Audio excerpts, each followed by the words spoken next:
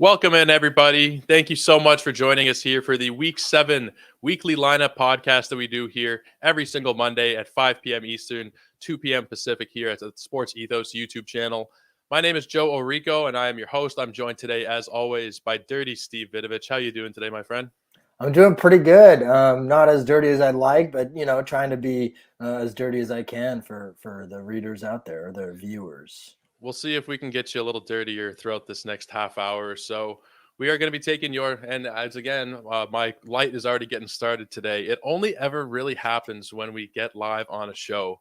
It happened when I was guesting on the Triple Play podcast the other night. It happened like 4 or 5 times. I need to take a look at this damn thing and get it settled. But today we're going to be taking your lineup questions, your trade questions, whatever basketball. I was about to say baseball questions. I also do some baseball stuff here as well. Any questions you guys have regarding your fantasy lineups for this week and going forward. And we're going to start with Steve talking about some notes he's made regarding schedule things for this week. So, Steve, why don't you let us know what you got down there? Yeah, so we're already in week 7, kind of crazy. Me and Joe were talking before the show of how, it's kind of crazy to already be this far into the season. In terms of scheduling this week, if you're in a weekly lineup setting, there's only one team that has an unusual 2-game schedule this week. That's going to be the Miami Heat. It is highly rumored out there that Jimmy Butler could return on Wednesday. So you're really looking, if you're in a weekly lineup setting, of just playing Jimmy Butler in the hopes that he does play on Wednesday, which it does seem like he's on track, although I wouldn't call that a certainty by any means. And then Bam Adebayo. Beyond those two, I think you're benching all of the Heat in at least if you're looking at a 2-game week versus a 4-game week, which quite a few teams have 4-game weeks. We got a lot of back-to-backs again this week.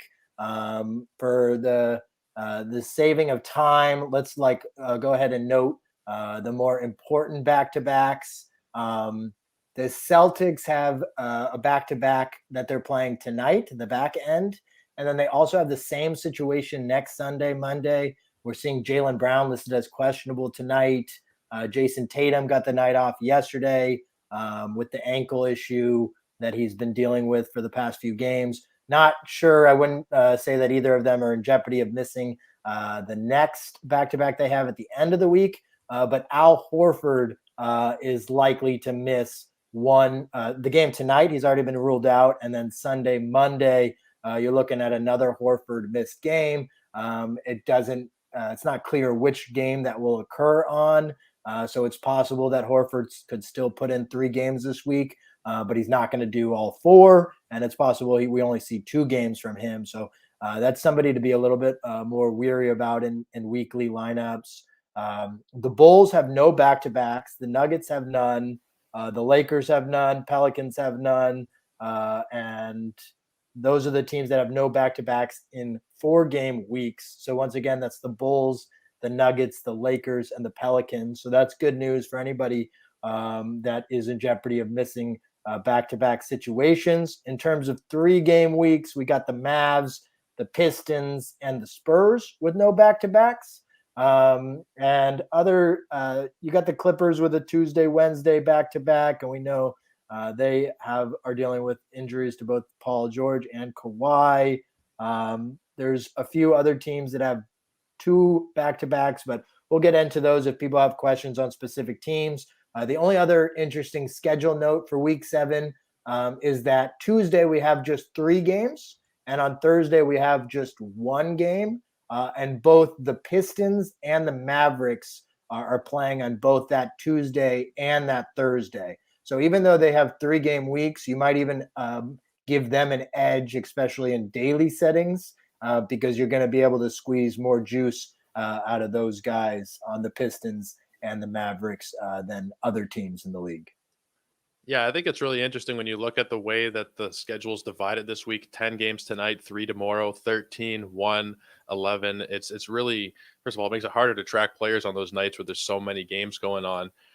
But it's also hard to figure out how to set your lineups. A lot of those teams that play 4 games, they have it the Monday, Wednesday, Friday, Sunday, and then there are some slight variations there. The Knicks don't play tonight, the back-to-back Tuesday, Wednesday, and then the back-to-back Saturday, Sunday They kind of avoid some of that high volume, some of those high volume days. So interesting to look at them. The Blazers as well are in the same spot. I think those are kind of interesting teams to look at. I'm gonna throw one at you here. Isaiah Hartenstein, is he somebody that you've moved on from? And I mean, if you had, say, still held on to him, would you be starting him this week given the way their schedule looks? You know, I think I would still be inclined to play Hartenstein this week. He's a low end option in weekly lineup settings for sure. The thing I think is in his favor is I could see Mitchell Robinson sit out a game in a back to back scenario, which would boost Hartenstein's value in that short term. I don't love the play. And if I had a better option on my wire, I would like, let's say you're deciding between even a Killian Hayes and a Hartenstein. I'd prefer to play Hayes this week in a weekly lineup setting, even though they have 3 games to the next 4. Also, you're looking at 2 of those games coming on Tuesday, Thursday. Hartenstein for me would be a low end start this week if I didn't have a better option sitting on my bench. Yeah, I think he's an interesting one. There's so much back and forth I've seen about him in the community about whether to hold on to him or not. The numbers when he's been out there are good, but the playing time is so limited. I was just curious about your take there, but I think I would definitely agree. We got a couple questions here we can start getting to, and you guys can feel free to chime in the chat, whatever questions you guys have regarding lineups this week, trades, pickups, whatever it is. The first one we have here, start Melton or Giddey tonight, multi-category head-to-head. I think you got to go with Melton, as odd as it might feel to say that right now. The way he's performing has been well above what we've seen from Giddey. So for me, it's Melton. What about you, Steve? Yeah, when you say multi-category, are you talking like 9-cat or 8-cat? Because in both those formats, I'm going So Melton. The only situation in which I might lean Giddey would be a points format, and that's literally the only league format I'd even consider it. And even then, Melton, it would be like a 50-50 proposition for me. I'd probably still lean Melton because of the safer floor, but definitely in category leagues, I'm going Melton all day. Yeah, absolutely. I agree with you there. The next question, Banchero or Jabari rest of season? Who are you going to be taking here, Steve? I'm going to go Jabari Smith because of his fantasy stat set in category leagues. In points leagues, I'll go Banchero. You're not huge on Banchero given what he does for you in a category league? I'm more inclined with Jabari Smith because of I think he has the ability to get you a 1-1, 3-pointer, steal, and a block in every game, and I really like his future potential with the Rockets this season. That's my take in 8 and 9-cat. In points leagues, I'll go Banchero because he's gonna see a lot more opportunity with the Magic, and he's much better suited for points leagues, even though he does have value in category leagues. I just like Smith's rest of season value. Where do you think Smith ends up in terms of his field goal? He's at 34% right now. Do you see him ending as a 40% guy, 37? Where would you expect? I think he'll end up getting into the low 40s. I could see second half of the year, let's say from January onwards, I could see him being at about 42, 43% would be my hope. Okay. I think that'd be fantastic because even with the terrible percentages, he's still I think around the 150 overall rank for the season, give or take. I'm not looking at specific ranks right there, but he's still been putting up value despite killing you in field goal. So yeah, he could be a huge asset to find. And I don't think that many people have dropped him, but he's at 83% in Yahoo leagues. It still feels a little bit low. People aren't big on him because of that field goal, but I think that he's somebody that you might be able to find still in certain leagues. Next question we got is Robert Williams. Just picked him up in a 12-team league. He's at 5-1 right now. I would tend to support that decision. We were talking, I believe it was last week, about his timeline, what we were expecting. And I think it's actually, the story has improved over this last week with the news we've gotten. Correct me if I'm wrong, but is he not kind of expected to return around Christmas right now? I actually haven't seen that myself. So if you want to look that up, I definitely, even if he's returning in January, if you're 5-1 in your league, I definitely recommend the pickup because you're in a great spot. You're looking at making the playoffs. If he is expected back by Christmas, even better.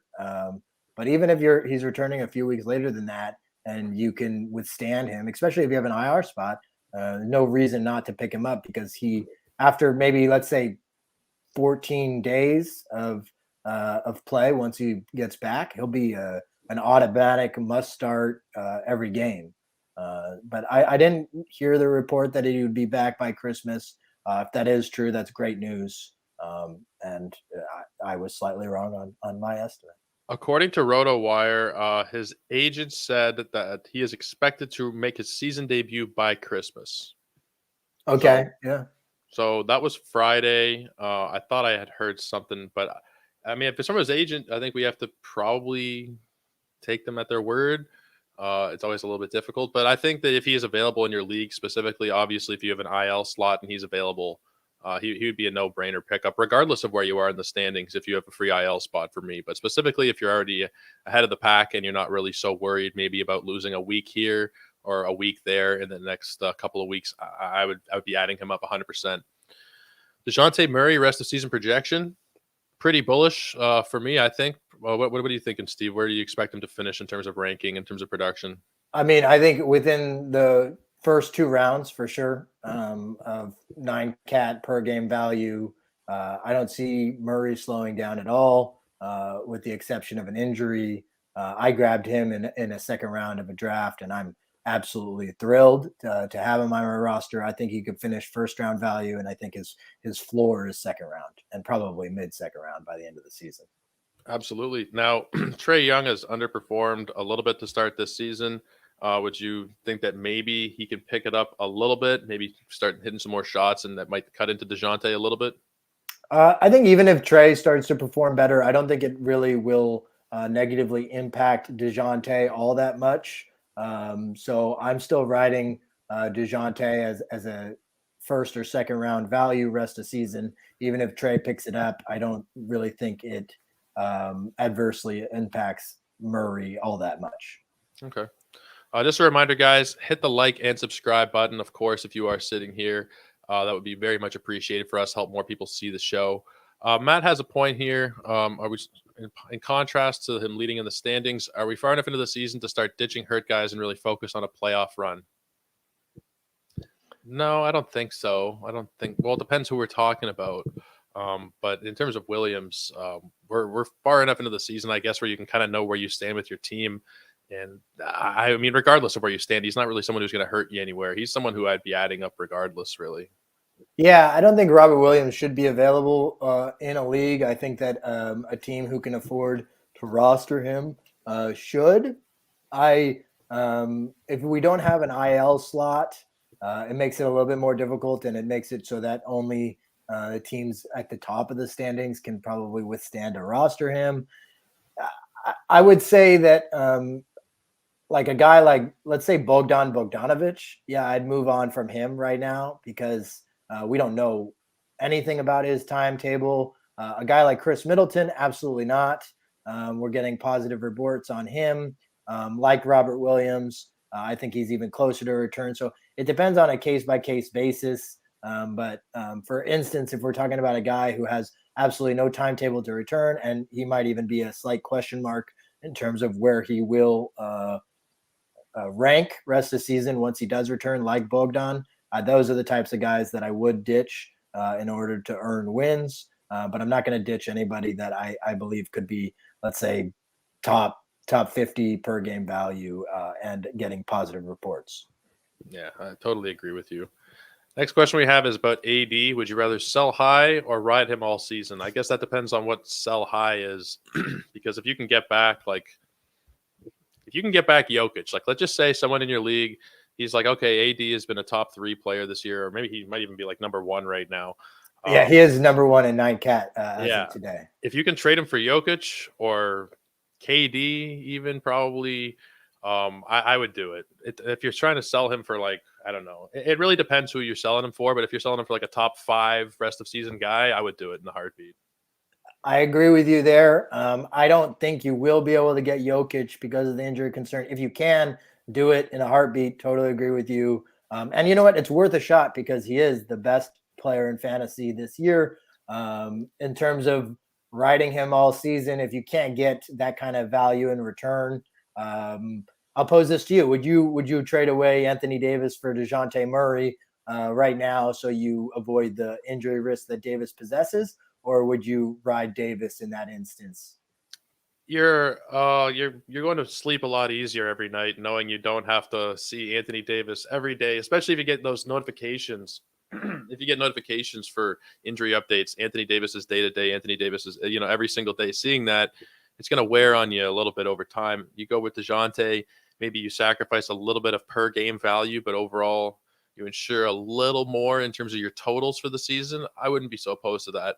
Another point with Anthony Davis, though, that a friend of mine made the other day is that if you play in a league with IL plus, and if you guys don't know what that is, you can put guys who are out game time decision in those spots. You're not at the mercy of when he's actually missed 3 games and he goes in those slots in the IL slot for that sake.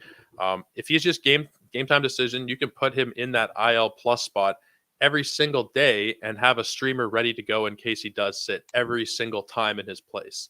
So in those kind of leagues, it does kind of have an advantage as well. Obviously, if he were to miss a lot of time, that would negate any kind of advantage there. But an interesting point if that is the way you play your leagues. Do you have any IL plus leagues, Steve? Is that something you do?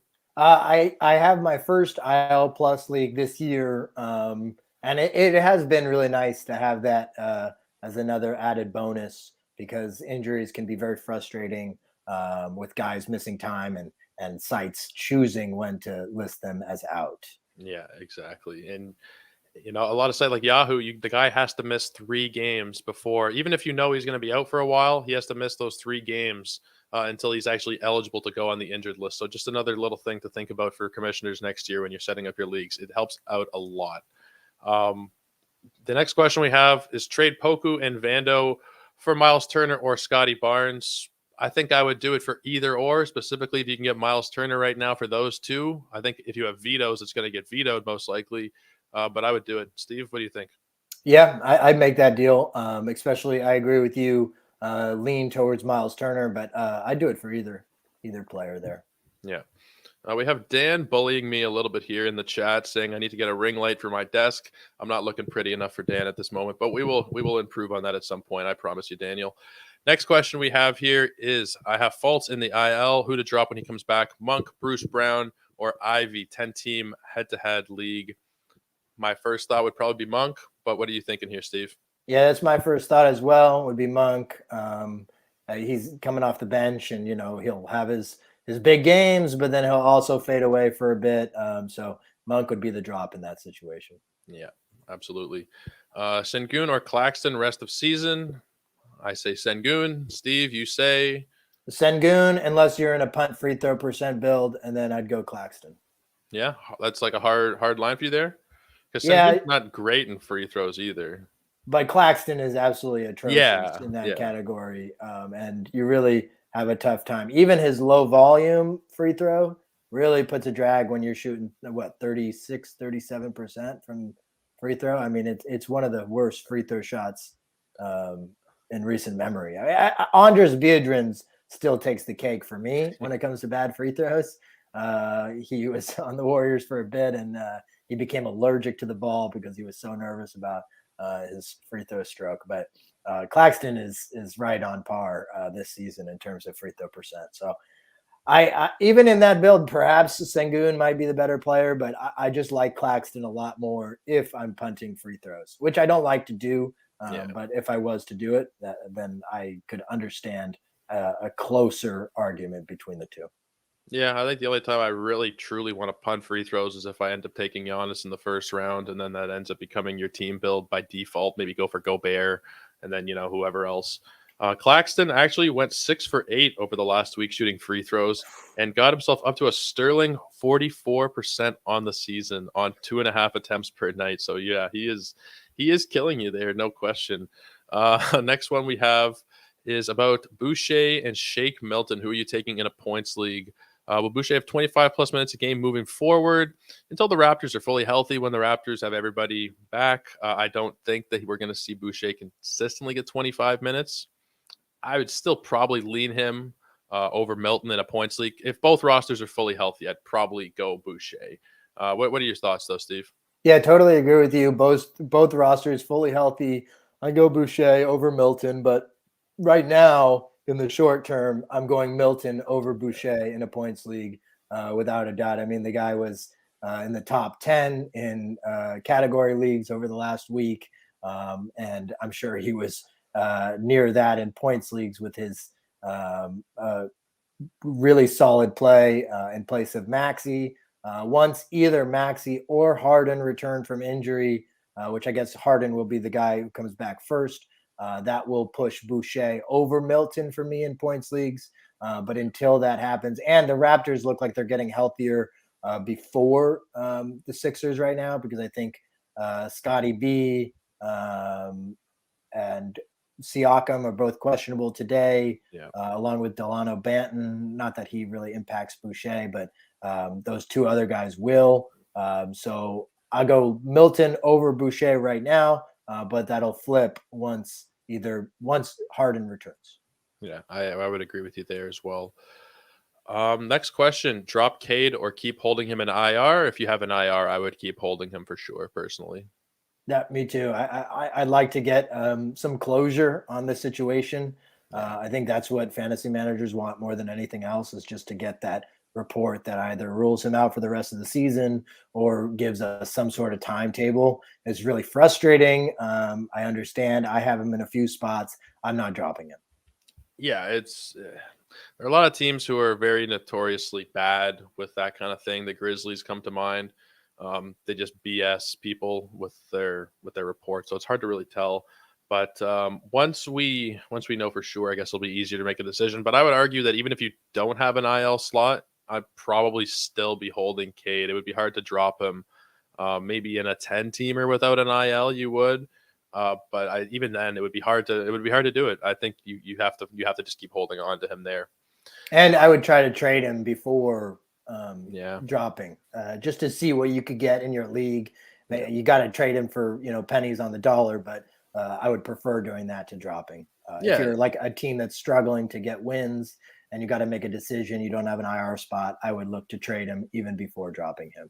yeah. You got to check out the market. I'm sure you get even the last guy you'd want to roster in a 12-team league is better than somebody missing the entire season or somebody that you'd want to drop. So absolutely, again, I agree with you there, Steve. We need to start disagreeing a little bit more. We need to throw hands here, get into some arguments, but it doesn't seem to happen too often, unfortunately. We'll find something will come up eventually. Next question. I'll throw this one right over to you: Zach Collins or Isaiah Hartenstein or somebody else? I think, well, somebody else is a lot of other guys out there. So could I take Anthony Davis? No, between those two guys, um, I'm gonna go Hartenstein for the floor. Zach Collins is interesting to me. If the Spurs decide to trade Jakob Pertl at the deadline or sometime before the deadline, I could see he has a really nice fantasy stat set.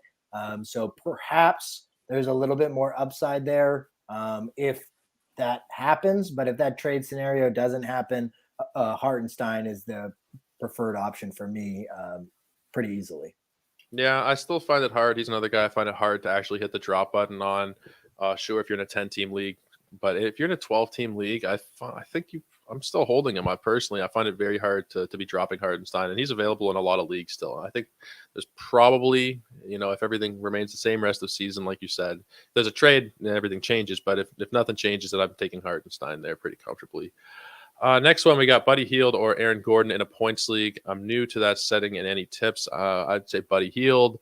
Any tips to points leagues? For me, don't play them. Play roto or category leagues. That would be. I much prefer that kind of play. I think it's a better testament to your skill in building a team as opposed to just, this guy had 40 points versus that guy had 40 points. How they get them, I think, is a lot more interesting personally. But if you're going to play points leagues, Steve, you have any thoughts here overall? I'm dominating here. Go ahead and tell us what you think about points leagues and the question in general. Yeah, I agree with you. I like category leagues much better than points leagues, whether they're roto or head to head. The reason why is because I think it's a better representation of the actual NBA and winning basketball. Certain guys have more value in the NBA and they don't just like score points. So points leagues, you're looking at the popcorn stats, and those are really, really helpful in points leagues. Efficiency doesn't matter. So it doesn't matter how you get your points, just that you get them. I mean, even though maybe you have a slight dip for missed free throws, but it's not as impactful as it is in category leagues. Um, Advice on drafting is the guys with the popcorn stats. I'd say points leagues are more in line with the way that a casual NBA fan views the NBA, where your big name guys are going to be your better values than your lesser name guys. I agree that Buddy Hield is a better points league asset than Aaron Gordon, um, because Aaron Gordon doesn't always score the ball. He does things in a myriad of ways. And actually, Buddy Hield is a better player in category formats as well. So I guess he goes both ways there. But that's my tip on points leagues: is just look for the guys that are given the popcorn stats, and you can go more in line with the big time stars of the NBA. They usually translate a lot better to points leagues. Yeah, you don't have to worry about not taking Giannis first or second. Giannis does go first or second in a points league, and that's what you kind of want. It's always kind of been my gripe with fantasy football, just not to get too off topic, but the guys who are the stars of the league do not go first and second and third and fourth overall. Those big name quarterbacks, your Mahomes, and those types, Tom Brady, Aaron Rodgers. Not that they're great this season, but those are not guys who go in the first round, and it's kind of weird for the average fan getting into it. I mean, it's all different tastes, but for overall, not that you can do this in football, but roto or head-to-head categories every day of the week and twice on Sunday over points leagues, in my opinion. Matt, you are bringing up something that we talked about last week. We are not in the same room. I actually have the camera flipped right now, but we we pretty much have the identical setup down to the smoke alarm, the door, the color of the room. So no, not in the same room. We are very far apart in different time zones, but yeah, color coordinated here at Sports Ethos as well. Not just great content, also aesthetically pleasing for you guys. Next question we have Anthony Simons, and I believe JG4 is Jalen Green. I think I'm going to quickly look it up. If it is Jalen Green, yeah, it is Jalen Green. Okay, that's it's a tough one. I think I'd lean Jalen Green over Simons with Lillard healthy. That's the way that I think I would lean there. What about you, Joe? It's pretty close with Lillard healthy, yeah, Green, but is Lillard? I mean, I can't even remember honestly what his health He's status dealing is with right now. he's dealing with a calf injury again. Yeah, he's still out. I'm not a big Jalen Green guy personally. It's a tough one. It's close. I would probably lean Simons personally, but it's flip a coin territory for me. Yeah, that's fair. I see Simons having the edge with Lillard out, and I'm torn with Lillard healthy when he's back, but I'll have a slight lean towards Jalen Green. Finally, some disagreement on us. Let's go. Let's go. Next question, Royce O'Neal or Trey Jones rest of season, or are they both just stream options? 10-team, 9-cat head-to-head. It's Trey Jones for me. As much as I love Royce O'Neal, I think that he has a higher floor. Steve, what do you think? We'll disagree again here. I love Royce O'Neal. I'd rather have that safer floor with less variation from night to night. So give me Royce O'Neal in 9-cat formats. Really? I'm going to pull up their stats because off the top of my head, I guess I'm just not that confident in O'Neal maintaining these kind of numbers: 10 points, 5 rebounds, almost 5 assists. I don't know, 2.5 3-pointers per game. I love him, and I told everybody to pick him up everywhere when I'm doing my notes. But I just feel like the assists you get out of Trey, the high free throw percentage, I guess it's the build dependent a little bit too. If your build is really strong towards free throw and assists, maybe sure. If you're looking for more of a balanced player, O'Neal. But again, it's a tough one. It's a tough one. I don't know. Those assists are hard to come by on the waiver wire in either case, 7 or even 4.5 per game. Both in a 10-teamer, though, it does get a little more complicated. Do you think there's still? Do you think Jones is still somebody that you would want to have in a 10-teamer for sure? Absolutely. Yeah. I do. I could see your point where Jones has a slightly higher ceiling than O'Neal. I just love Royce's floor and his ability to fit into any team build. So that's why I'm going with him over Trey Jones. I do think that they're both um, must roster players, even in a 10-team league. I just have a slight lean towards O'Neal, and maybe I'm a little bit biased on it. Yeah, I am a little bit too, and honestly, it's not something I want to get too caught up in, but it's close. At the end of the day, it's pretty close for me. But we'll move on to the next question here. Where would y'all have Fox's field goal and free throw settling? So right now he's at 53 field goal wise and 82 free throw wise. He's already started to come back down to earth with the field goal percentage. I think he's probably going to settle into the 45, 47 range kind of for field goal, and then free throws maybe around 80 if we're lucky. Yeah, I could see, let's say, 48% and high 70s in free throw would be Yeah. my guess in a vacuum. Um, Perhaps he's having a career year and he could get it close to 50% from the field. I doubt it. I bet he's on the lower side of 50%, although Yeah. a career high could be had for him at both the field goal and the free throw line based on his production so far. So in a vacuum, yeah, 48 and high 70s. Yeah, I guess I'm just not so high on and I think the field goal percentage, like we were duped a little bit. A lot of people were duped in the beginning of the year. People might have bought him expecting him to be a 50+% guy, when in reality, he's just not really going to be there most likely. We have a next question here. Isaiah Jackson. Should I give him? Should I give up now or hold until Turner is traded? I've dropped him where I had him personally. I guess if you're in a deeper league, maybe, or if you have, if you're a perfect record 6-0 or something, maybe you'd want to hold him. But I've given up at this point. What about you, Steve? Yeah, I mean, okay, so he's in a roto games cap. I would see where you are in the standings. You know, Jackson's biggest strengths will come with blocks and field goal percent. So if you're not thinking that you're going to need that later down the road, you're in a good position without him. Maybe you could.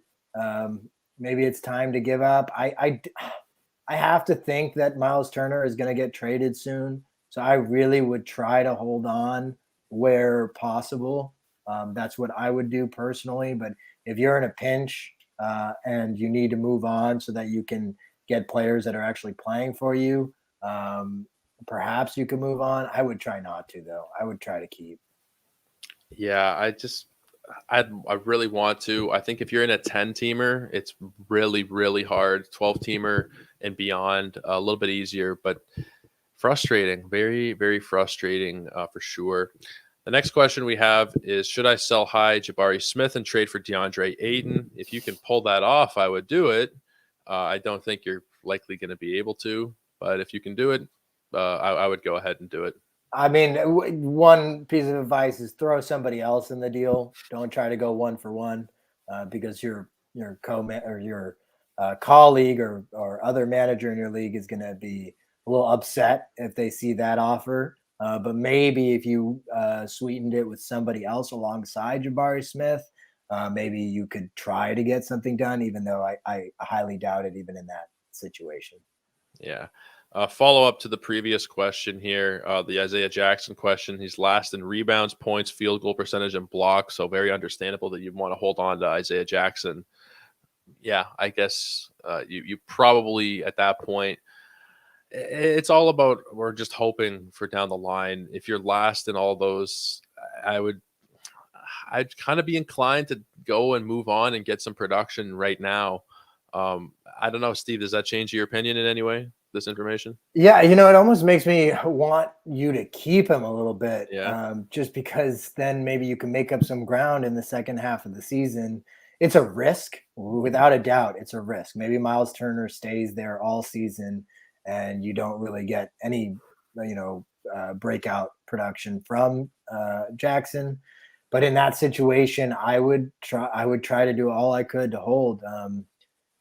Yeah, maybe you look at another team in your league that's doing really bad in those categories and you try to sell them on Isaiah Jackson and you try to get somebody who's playing now or two people who are playing now. But I would, if you can't make a trade happen, which seems unlikely right now given the situation, I would hold.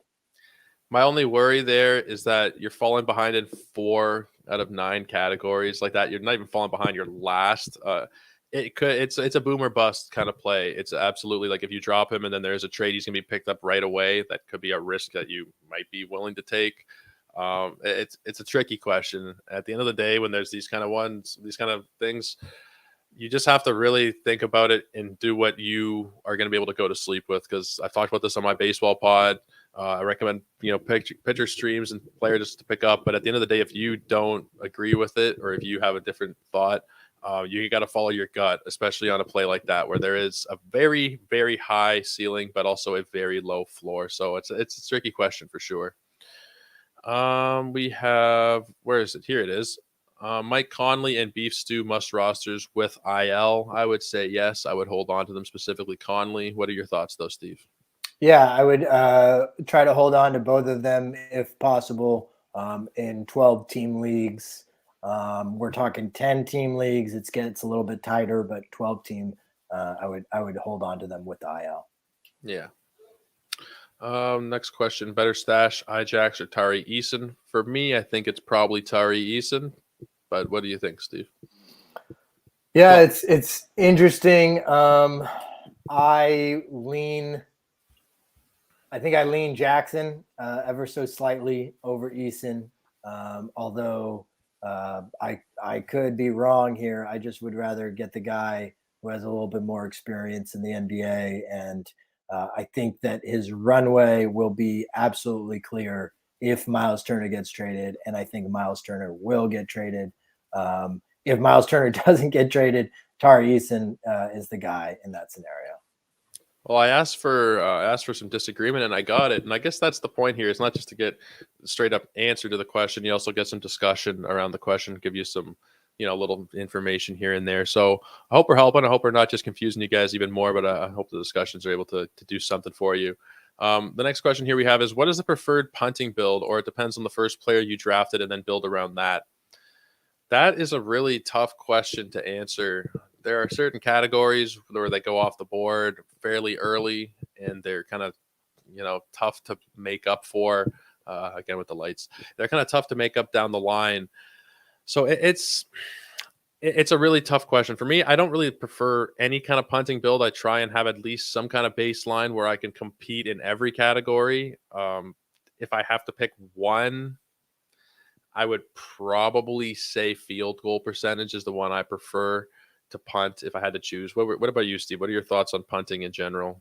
I actually prefer not punting during the draft, Yeah. which is why I'm averse to guys like Giannis Antetokounmpo, even though he's one of my favorite players to watch in the league. I just don't want to.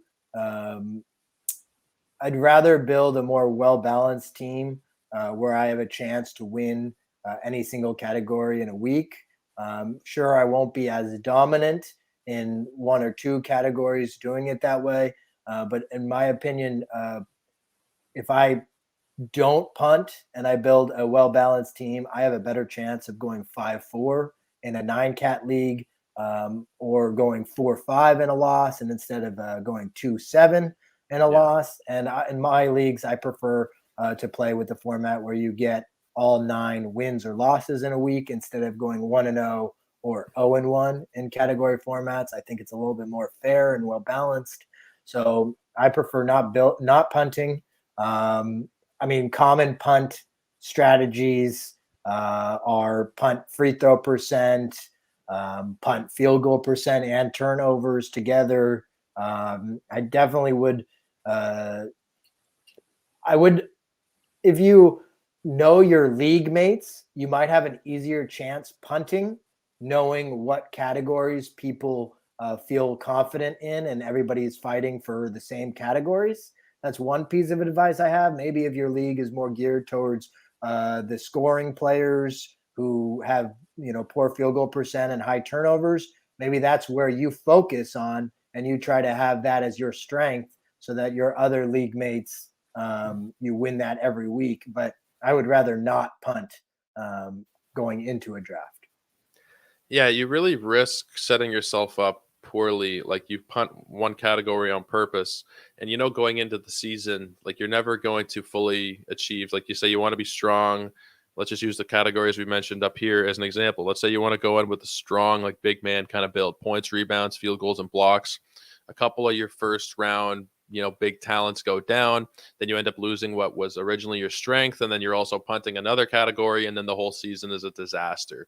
Where if you have more of a balanced approach, you're less likely to get hurt, I think. Now, of course, if you do end up with a Giannis, or even you could argue like a Luka, then you might want to think about punting your free throws. And there are certain cases like that. But as a whole, try to avoid punting as categories. Try to avoid punting categories. Jesus, someone over my words there. We are winding down here. You guys can put in your last couple of questions here. We have one here. Jalen Smith.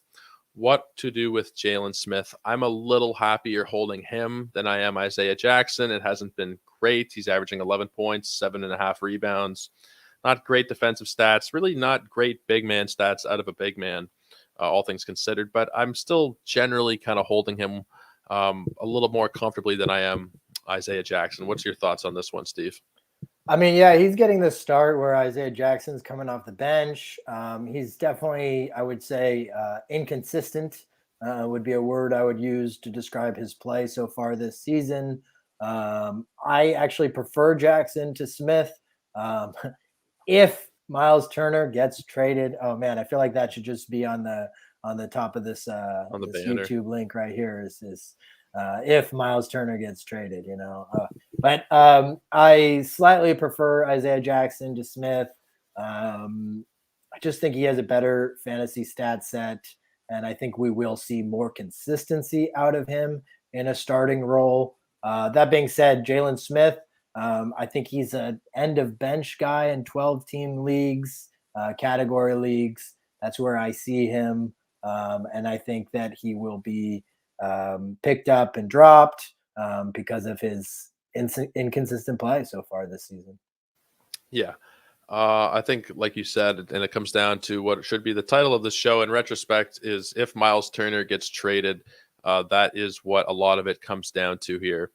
We have a kind comment here from Metalhead. You guys are awesome. Looking forward to next week. Thank you so much. You can help us out by liking and subscribing, as all of you guys can.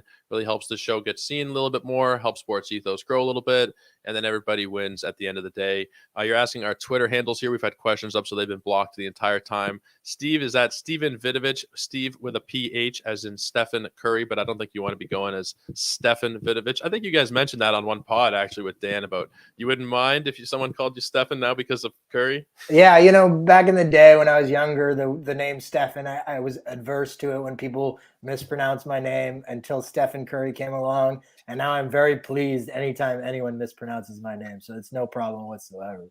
Yeah, so go ahead and follow Stefan over on Twitter. You can find me at Joe Orrico 99. You can also find all the Sports Ethos fantasy basketball updates at Ethos Fantasy BK. You can also find the baseball stuff that we do. I should plug here. I always forget to plug it, but I do host our baseball podcast. I run our baseball division here with help, of course, from guys like Steve and Dan Bespris.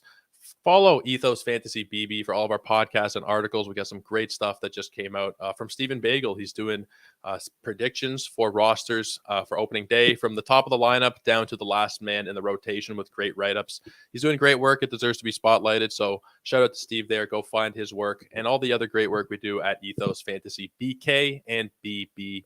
Steve, you got any last thoughts here before we sign off? I would just say that if you guys also play fantasy football, we're getting close to the fantasy playoffs. Every Sunday we got JP and Michael Fiddle. They do a show a Sunday morning, so definitely come back to our YouTube channel on Sundays if you want start-sit decisions for fantasy football as we get very close to the playoffs. Yeah, I'm very sorry for neglecting the football side and also the hockey side. Blake Creamer doing a great job with our hockey podcast. You can find him at Blake Creamer SE and at Ethos Fantasy HK. We've really expanded over this last year into all these other sports. No longer just hoopball. We got a lot of stuff going on. So I hope you guys will check all of this out. You will see us here next week at the same time, 5 p.m. Eastern, 2 p.m. Pacific. Until then, reach us on Twitter in our Discord as well. You can send us a message, get added into our Discord. That's our Twitter backup plan. But guys, that's enough rambling out of me. We will see you guys next week. Take care.